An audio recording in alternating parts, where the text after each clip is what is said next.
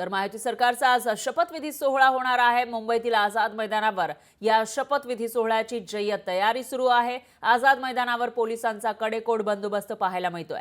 5000 police Azad मैदानामध्ये असणार आहेत, या परिसरामध्ये तैनात असणार आहेत। तर आझाद मैदानामध्ये कडेकोट बंदोबस्त नेमका कसा असेल ते बघूयात ग्राफिक्सच्या माध्यमातून। आझाद मैदान हे अतिशय महत्त्वाचं ठिकाण म्हणावं लागेल आजच्या दिवसासाठी, कारण आज या ठिकाणी शपथविधी सोहळा होणार आहे। महाराष्ट्राच्या मुख्यमंत्र्यांचा 5000 पोलीस आझाद मैदानामध्ये तैनात असणार आहेत या परिसरामध्ये।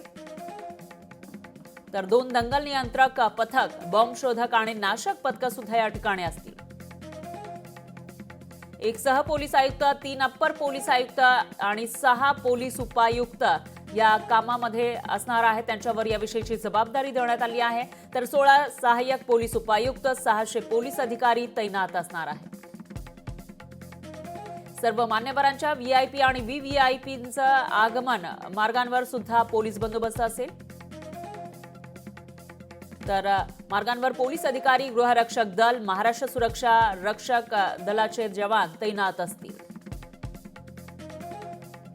144 वाहतूक पोलीस अधिकारी आणि 1000 पोलीस अंमलदारांचा समावेश या ताफ्यामध्ये असणार आहे। जो बंदोबस्त आहे त्याच्यामध्ये असणार आहे। तर पोलीस अधिकारी, गृहरक्षक दल, महाराष्ट्र सुरक्षा रक्षक दलातील ते जवान या ठिकाणी तैनात आहेत।